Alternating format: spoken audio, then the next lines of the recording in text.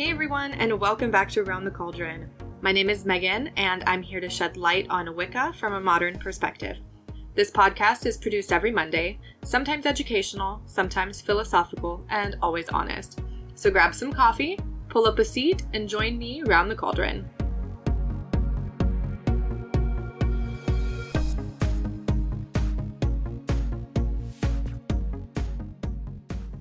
Hey everyone, thank you here, haha. Thanks for joining me here for episode 21. Last week we talked about sympathetic magic, and this week I wanted to talk about toxic positivity and how it can affect us both mentally and spiritually. But before we hop into it, I just want to take a second to say hello to any new listeners out there. I'm really glad that you're here. I hope you enjoy listening to this podcast as much as I enjoy making it. Don't forget that you can leave a review wherever you listen, and these reviews really do help other people to find my podcast. Besides the podcast, you can find me on Facebook and Instagram at Round the Cauldron, on Twitter at Round the Cauldron without the D, and at my website, roundthecauldron.com, where you can find show notes and links for each episode. I also have a shop where you can get a tarot reading or one of my fancy and mystical crochet items. And lastly, you can help support this podcast for as little as $1 a month at patreon.com/roundthecauldron, where you can get exclusive patron-only perks. So for announcements, I'm sure you guys are tired of hearing about it, but I'm still doing my giveaway. My giveaway will be closing on June 29th. It will be closing for everybody on June 29th, and then I will pick a winner. If you haven't heard, I'm giving away my Rainbow Chakra Meditation Shawl. So click the link in the show notes to go to the giveaway page and enter to win. The giveaway is being done through Rafflecopter, so there is an opportunity to get more than one entry. As of the last time I checked, a bunch more people entered, so that's really awesome. There's only 23 entries that I saw. So still there's a really good chance for somebody to pick that up, and that somebody could be you. The giveaway is open internationally, so don't worry if you're not in the US. So check it out and good luck. My next announcement is that Litha is coming. It will be here shortly. So I hope everybody is getting prepared for that. If you celebrate, if you don't celebrate, well, have a happy summer solstice.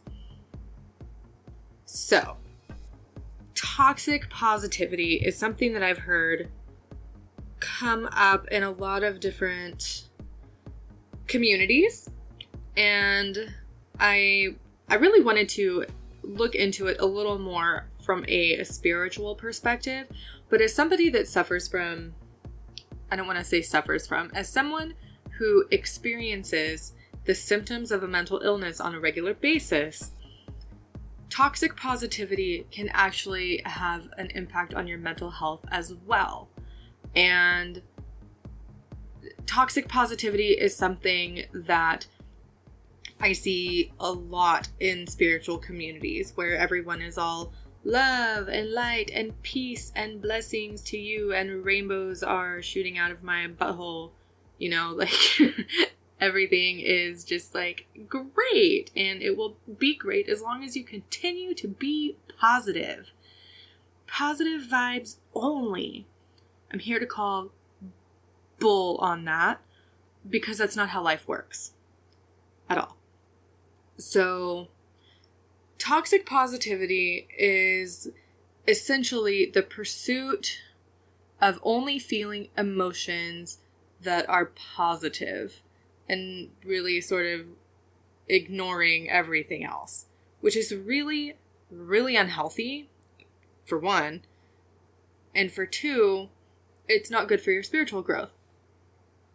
So, the psychology behind it all is our emotions run on a spectrum, and, you know, you've got anger, but there's different levels of anger. You've got just your basic, like, oh, I'm upset.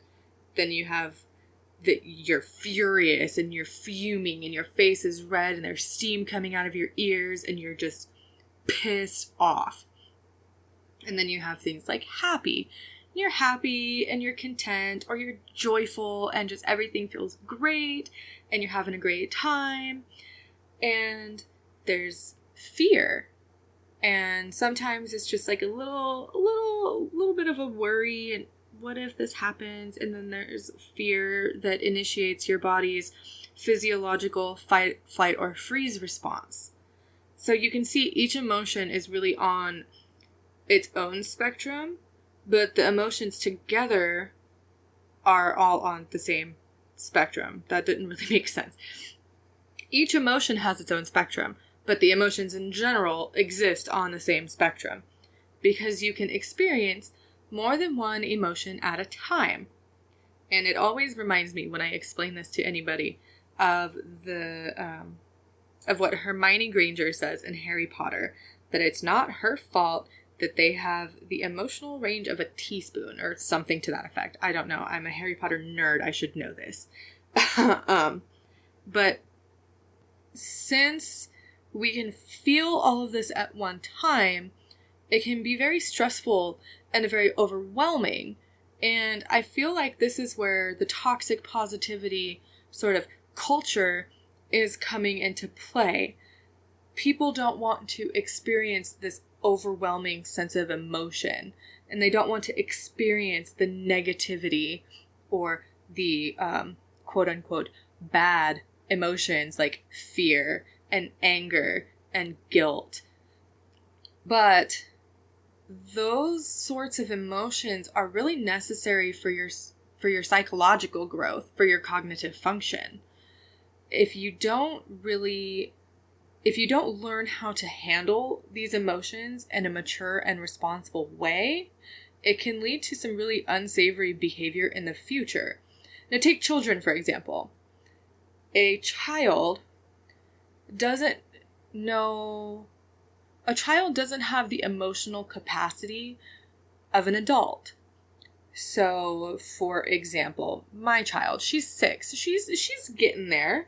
She's learning how to express her emotions in a healthy and psychologically good way.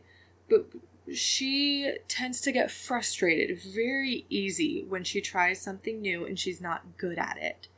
And she's just like her mom. But it can be difficult for me because I'm the same way. I get frustrated. I don't like to try new things because of this fear I have of being wrong and looking like a fool. And I attribute it a lot to my OCD and my PTSD and just stuff that happened when I was a kid. But she doesn't have any of that I'm aware of.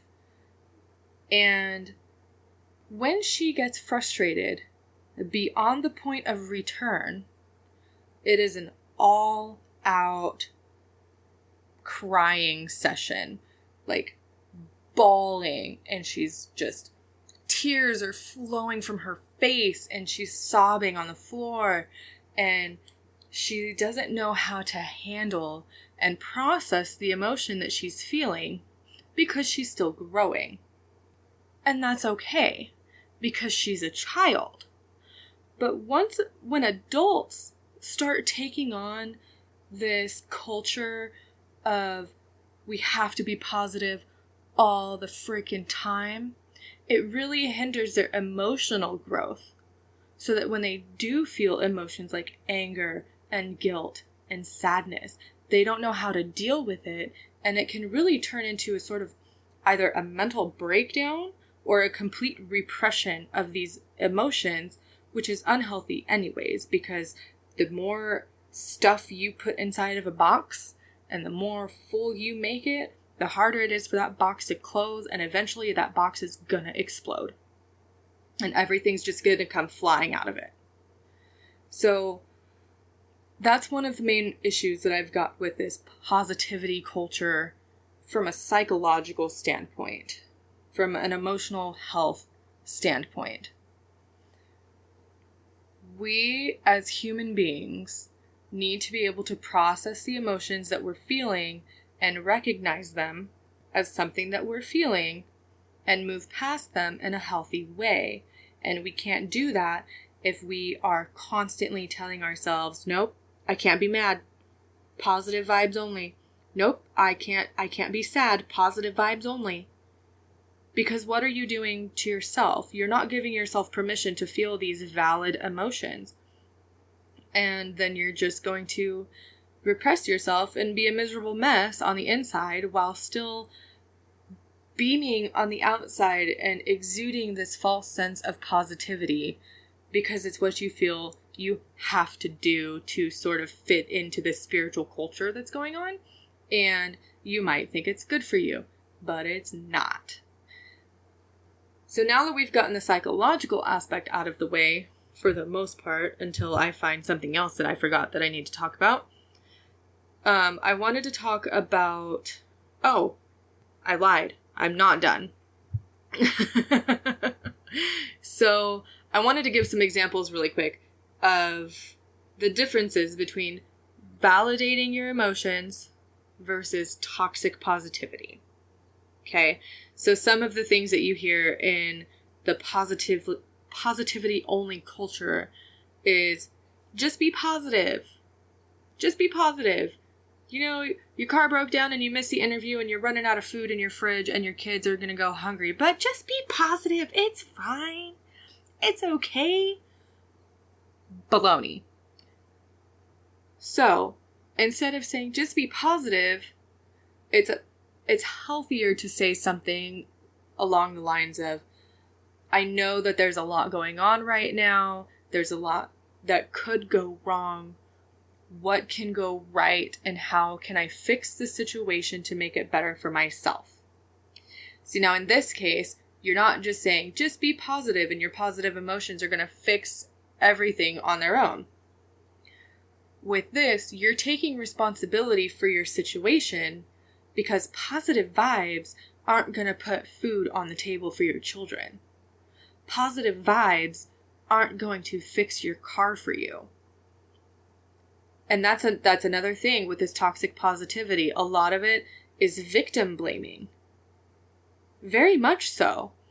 Where, you know, you've got things like you are what you attract. Well, I'm sorry that I just got fired from my job because somebody else is a really crappy person, or I got laid off because the company's going under. How is that my fault? But I gotta just be positive and know that I am what I attract. So with this situation, I did something to bring this on myself.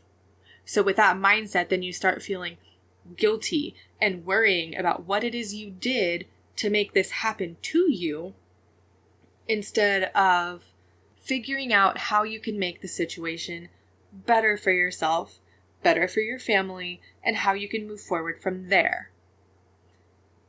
And on the healthy aspect, something that says is stop being so negative. People say that all the time. Don't be so negative.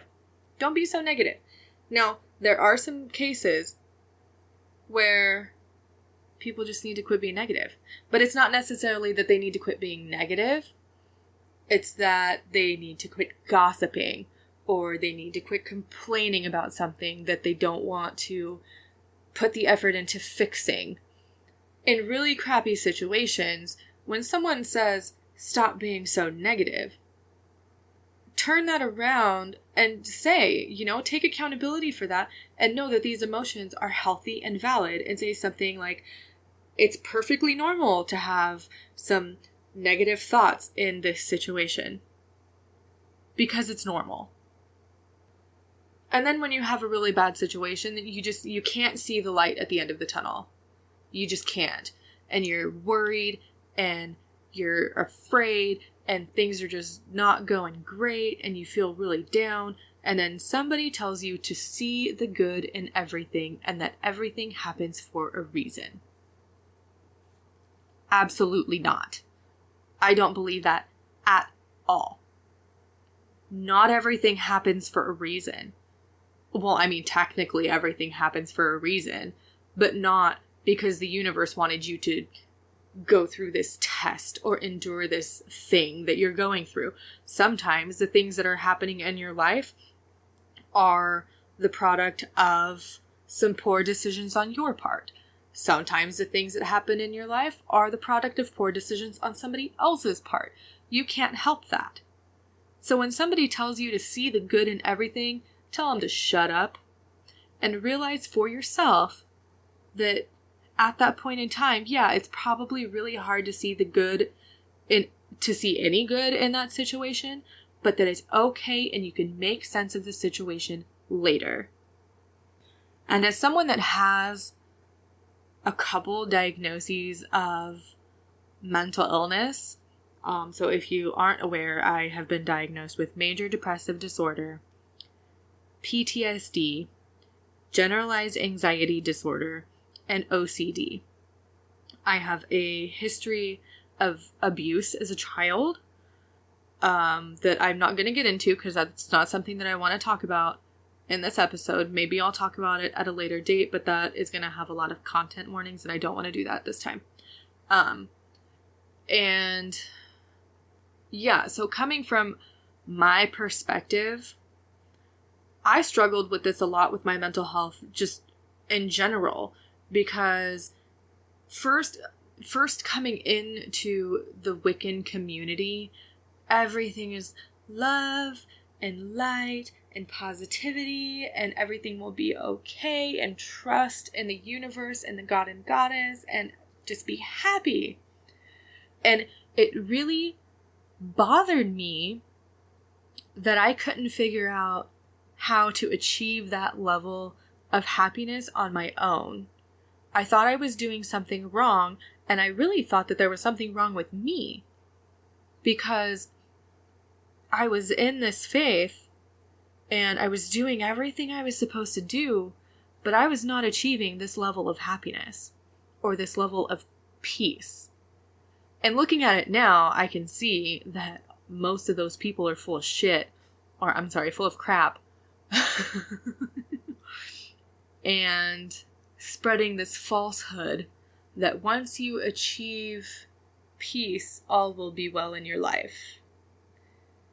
But it's not always true. And that's a really big problem. And it's especially a really big problem in the spiritual community. So I speak from a Wiccan perspective. Now I'm not in a tradition, I don't have a coven. So really this is all based on my own personal experience. But toxic positivity not only hinders your emotional growth and well-being, but it can hinder your spiritual growth. If all you think about is being positive and that everything is going to be great, and only if you do everything the right way. That's not a really good mindset to have when you're looking for spiritual growth. Because a big part of spiritual growth is something called shadow work. So shadow work, or the idea of the shadow, actually comes from psychology with Carl Jung. I believe it's Jung. With the idea that every person has this shadow within them that can house all of the taboo thoughts of your unconscious, or all the things that you're afraid of, or for example, the first thing that you see in someone else that you don't like what you see in someone else is normally a projection of your shadow and is something that you need to work on. But you cannot do shadow work and work on yourself if you're stuck in a cycle of toxic positivity. It's just not going to happen, because your shadow is literally about confronting the darkness within you. Not necessarily, not the evil, I don't mean it in that sense, but the darkness, the things that you're afraid of, the things that you feel guilty for, the things that make you angry. And in order to do the shadow work, you have to have a healthy sense of emotion. You have to be able to process, or attempt to process, any range of emotions that you feel during the cycle of figuring yourself out and growing as a spiritual person. It is almost impossible to accomplish this if you are stuck in the cycle of toxic positivity. And so there's another thing that this trend really amounts to, and it's called a spiritual bypass. So, according to Wikipedia, a spiritual bypass is a tendency to use spiritual ideas and practices to sidestep or avoid facing unresolved emotional issues, psychological wounds, and unfinished developmental tasks. It says the term was introduced in the early 1980s by John Wellwood, a Buddhist teacher and psychotherapist. Now, this is basically what I just mentioned with spiritual development. So if you're taking everything and you're not confronting any issues that you have with your anger or your fear or your guilt or any past trauma that you have been through, any psychologist, any therapist will tell you that you need to not necessarily face them, but eventually through a process, you should work through them and get past them so that you can move on with your life. And I've been through this process. And it is hard freaking work. Okay? And I think that's why a lot of people stick with this toxic positivity crap. Because they don't want to put in the work to really learn how to handle their emotions and learn that not everything has a positive or a negative. Sometimes things are just neutral, or you're just neutral, and stuff is happening around you. And it could be some stuff is good and some stuff is bad. But you can just be neutral. And spiritual bypass is not going to help your spiritual development if you're using it and just stepping around and skipping points on the map, basically, and bypassing anything that you need to heal from, because you can't grow spiritually unless you confront the problems that you're faced with. And I see this a lot with those who practice or believe law of attraction.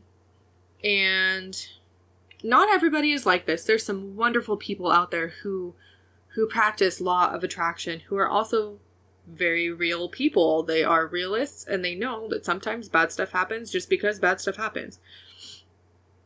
But with law of attraction, you are manifesting your desires, manifesting the things that are happening in your life.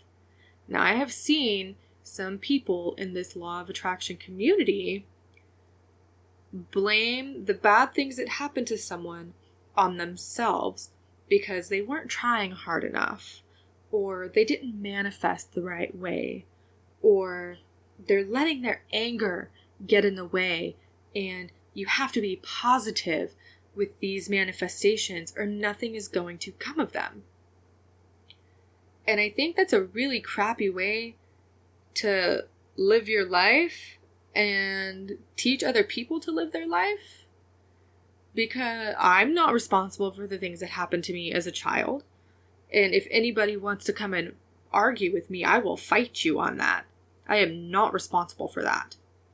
There are things in your life that no matter what you do, you can't change them. There are things in your life that you can't control. And this toxic positivity culture is, it's toxic. It's not good for us as a species. It's not good for our spiritual growth, and it's not good for our mental health, and it's not good for our emotional well-being. So, all of that being said, how do you fight toxic positivity? It's funny because how are you supposed to fight someone for being too positive? I guess that's how it plays out in my brain. But I think that it starts with yourself. So you don't really fight it head on. You make the change yourself, within yourself, and your practices and the way you think, and then eventually by the people you interact with and the people you speak with and the people who speak with you and the people that are close to you, that sort of rubs off onto other people. And it might be hard at first. It might be really hard. I went through a period of time where I was trying to adjust my thoughts. It was a couple years ago. And I was telling myself I was too negative, that I had too many negative thoughts. I needed to be more positive and nicer in my head. And every time a negative thought would pop in my head, I would consciously remind myself that's not how we should think. We should think more positive. But it turned out to just make me feel worse, because I have something that a lot of people with a mental illness have called intrusive thoughts. And these are thoughts that aren't really controlled by me. They are there. And these thoughts can range on a spectrum of being like super angry thoughts to super depressive thoughts to like the random suicidal thought. I don't attribute them to my thought process because they are called intrusive thoughts for a reason.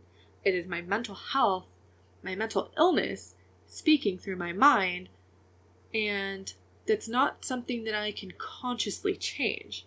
I can't repress those thoughts because it's my brain, and I really have no control over the intrusiveness of the thoughts and when they happen.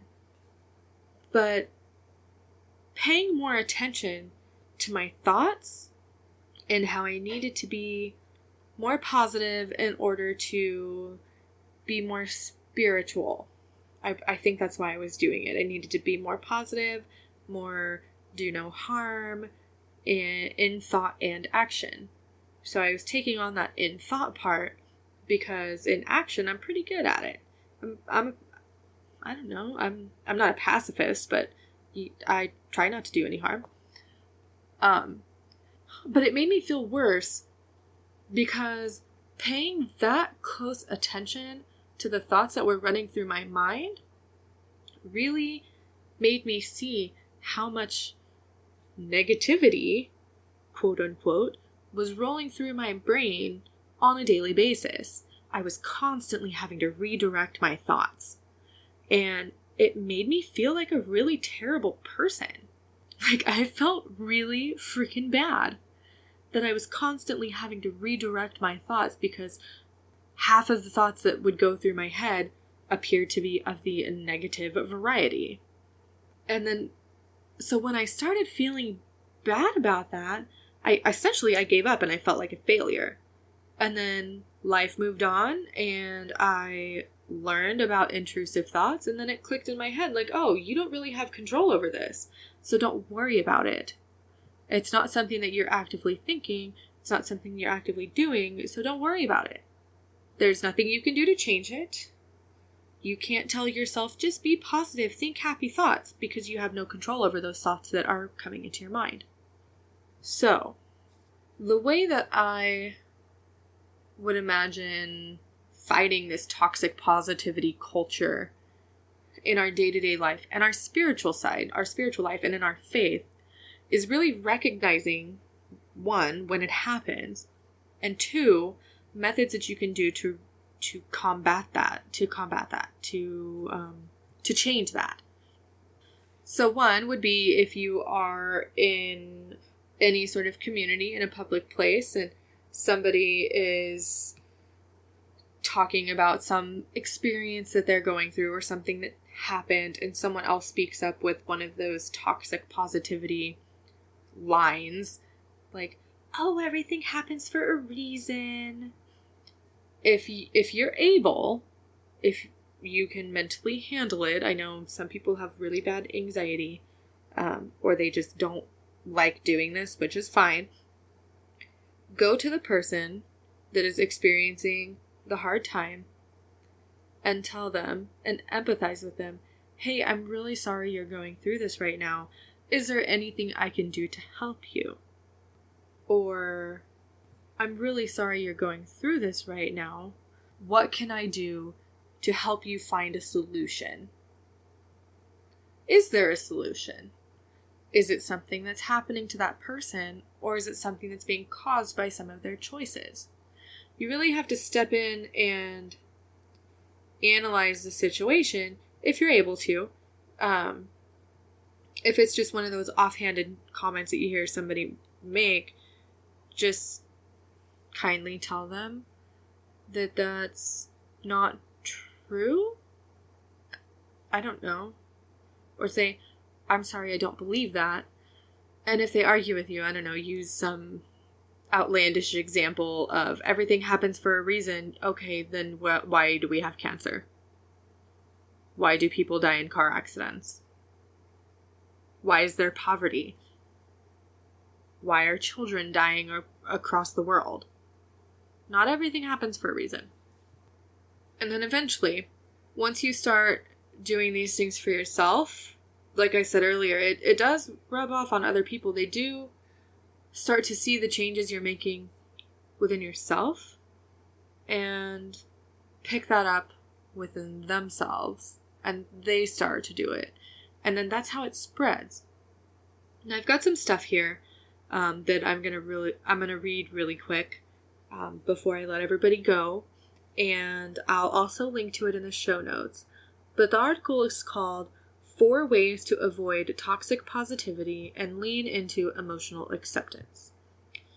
And it's written by someone named Haley Goldberg, and they talk about how toxic positivity is a new self-care trend that is really crappy. And they go in to say that research shows that accepting, not rejecting our emotions actually helps us better diffuse them and leads to fewer negative emotions over time, leading to better overall psychological health. And that a new study actually backs this up. They do have several links in the article to back up the things that they say, but I actually wanted to read the 4 ways that you can lean into emotional acceptance instead of emotional avoidance. And these can really help you in your daily life, like your 9-to-5 job, or as a parent. Because we all know if we're parents, there are times we just feel really freaking guilty for taking the 5 minutes to pee by ourselves when you got a kid knocking at the door and they just want your attention. Anyways, then you can also bring these into your spiritual side and really dig deep down into your shadow and grow spiritually. So one of the first things that this article says is to greet the feeling with self-compassion. Recognize how you're feeling and how it's tough, and try saying to yourself, this bad feeling feels really tough. They go on to say that it sounds simple, but accepting our feelings takes away its power. Someone that I can't pronounce their name on here with a PhD explains in an article in Psychology Today that it's like dealing with an undertow. They say swimmers who are caught in an undertow and feel themselves being dragged out to sea often panic and begin to swim against the current with all their might. Often they fatigue, cramp, and drown. To survive, such a swimmer should do the opposite. Let go. Let the current take him out to sea. Within a few hundred yards, the current will weaken and the swimmer can swim around and back to shore. The same with a powerful emotion. Pushing against it is futile and possibly dangerous, but if you accept the emotion, it will run its course while allowing you to run yours. The second thing is to know that these are part of being human. You need to recognize that being unhappy is a part of life that can help us feel a little more in control. They say, when our troubled, painful experiences are framed by recognition that countless others have undergone similar hardships, the blow is softened. The pain still hurts, but it doesn't become compounded by feelings of separation.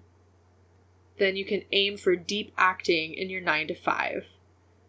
It says, our feelings don't stop when we head to work, but there's a way to stay true to your feelings while also feeling empowered through the work day. So a psychologist named Adam Grant and Alicia Grandy, an industrial organizational psychologist at Penn State, dove into the difference between surface acting and deep acting. They explained that surface acting is when a customer service rep often pretends to feel a certain way, happy, excited, passionate, when they don't truly feel it. And if you've ever worked customer service, you know everyone has a retail voice. Hi, how are you today? I hope you're finding everything all right. Let me know if you have any questions. You know, that kind of voice. So it's wearing a mask that you take off at the end of the day. It feels like the simple way to really distance yourself from the role, but it creates a sense of being inauthentic, which can take a toll on you. So deep acting is the alternative. Instead of putting on a mask, you actually try to feel the emotion. That way it comes out naturally. So the trick is to identify what does feel authentic to you and communicate that in a way that supports your goals. So while you may be over your manager's micromanaging, maybe you get jazzed about the people you're helping in your day-to-day. Tap that feeling to start deep acting. The last thing it says is to try journaling. And this is one of the best methods of accepting our emotions. Getting them out on paper or typing or however you journal, and really acknowledging the way that you're feeling. So it says that the next time a strong emotion pops up, try putting pen to paper with an expressive writing exercise. Take a few minutes to just write about your feelings. One journalist framework the Greater Good Science Center recommends is to try word association with your feeling. Write down what you're feeling, or write down the feeling that you're experiencing, and then ask yourself, what word or topic does it bring to mind? What word or topic does that new one bring to mind? Keep associating new words with the feeling and see if it starts to offer more clarity about what the feeling means to you. And this is something that I've started doing again. I used to journal a lot when I was younger. And I would write poetry, and I used journaling as an outlet when I was younger because I was really struggling with a depression, but I didn't really know that's what it was. I wasn't officially diagnosed with depression until after I had my daughter at the age of 21. I knew what I was going through, but my diagnosis wasn't official until my early 20s. And I have actually gone through and read some of my old journals. I don't have them anymore. I tossed them because they made me too depressed. And journaling was something that I used as an outlet for the emotions, the strong emotions that I was feeling, to try to make sense of them in a psychological way, but also a spiritual way. And that's really something, if you can, that I would recommend to incorporate into your daily practice, whether you're spiritual or not. Because it's good for your mental health, it's good for your spiritual health, it's good for your emotional health, it's good for you in general as a human being. Until next time, everyone. Bye!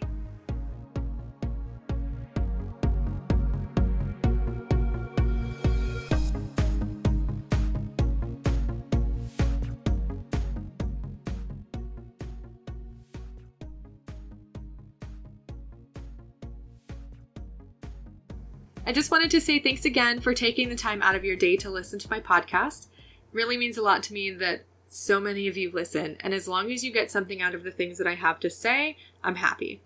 Don't forget that you can reach out to me on whatever platform, Facebook, Instagram, Twitter, or you can email me with questions, comments, or suggestions at roundthecauldron@gmail.com.